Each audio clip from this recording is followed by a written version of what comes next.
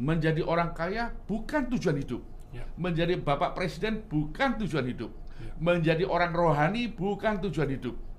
Itu hanya proses yang dipakai. Tujuan hidup manusia cuma satu, menjadi berkat untuk manusia.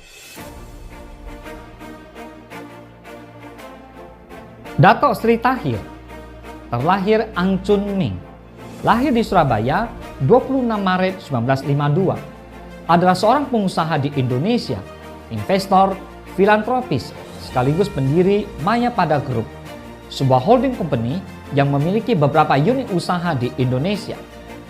Unit usahanya meliputi perbankan, media cetak, dan TV berbayar, properti, rumah sakit, dan rantai toko bebas pajak atau duty free shopping, dan seorang filantropis yang mampu menyumbangkan 75 juta US dollar untuk kesehatan.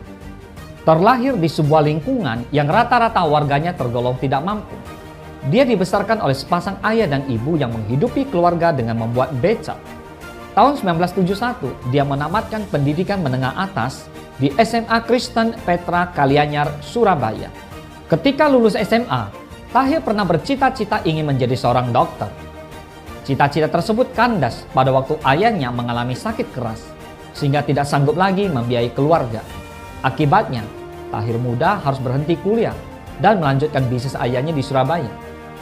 Suatu ketika, ia mendapat beasiswa di sekolah bisnis di Nanyang Technological University, Singapura. Di Singapura, Tahir menempuh studi sembari tiap bulan mencari produk di Singapura untuk dijual di Surabaya.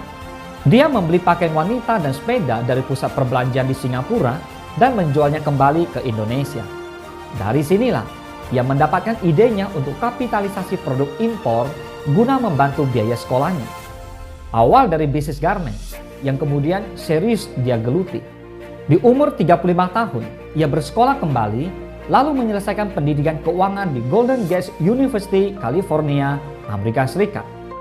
Pengalaman dan keberaniannya dalam berbisnis pada akhirnya membawanya menjadi seorang pengusaha muda. Dia dikenal sebagai pengusaha ulet dan memiliki bisnis yang cukup beraneka ragam dan kesemuanya sukses.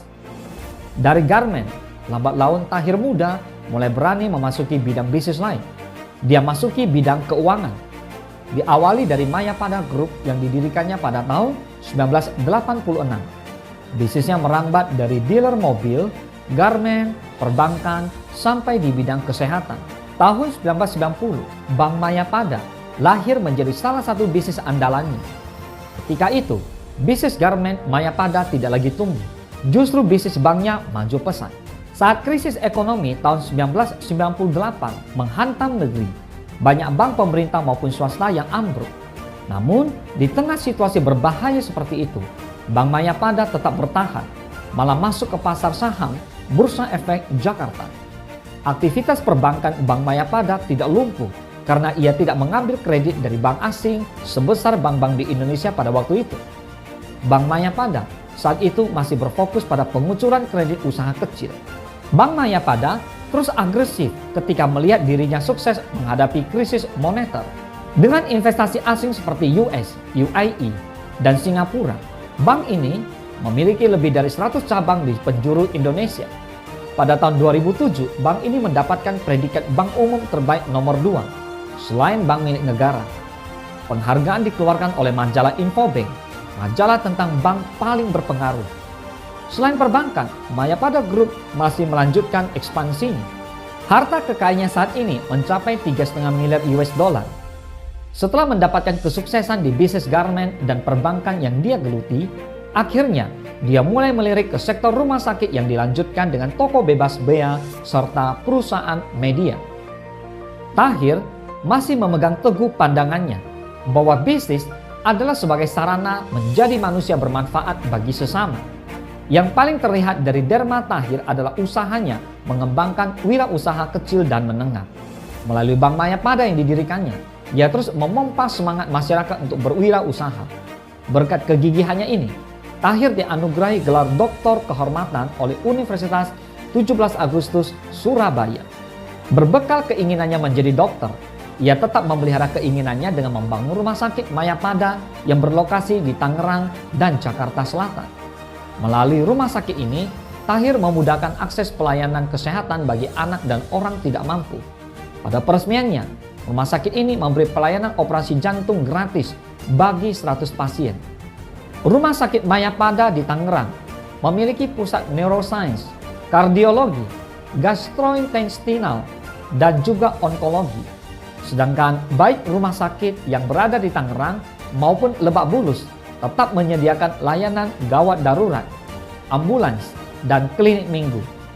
Saat terjadi banjir di Jakarta, ia bersama Ali Markus, Maspion Group, dan Mukhtar Riyadi, Lipo Group, ikut menyumbangkan 7 miliar rupiah dalam bentuk pengadaan air bersih, buku, dan juga seragam sekolah bagi anak-anak korban banjir.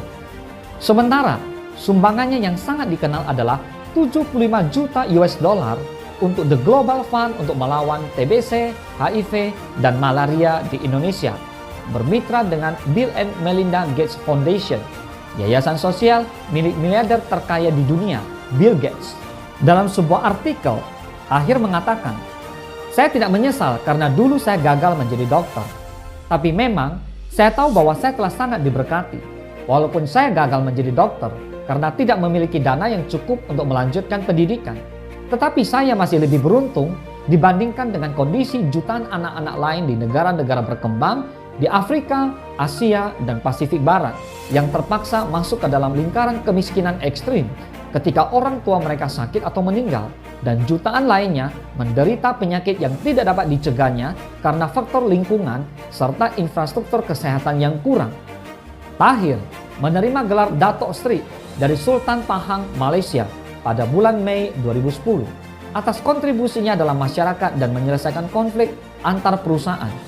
Tahir juga menerima gelar Profesor dari Lingnan College, Sun Yat-sen University untuk periode Oktober 2011 hingga September 2014. Pada tahun 2011, Tahir mendapatkan penghargaan Chancellor's Citation dari University of California, Berkeley, Amerika Serikat atas kepemimpinan yang luar biasa dalam bisnis dan pengabdiannya dalam kegiatan filantropi dan pelayanan kepada masyarakat.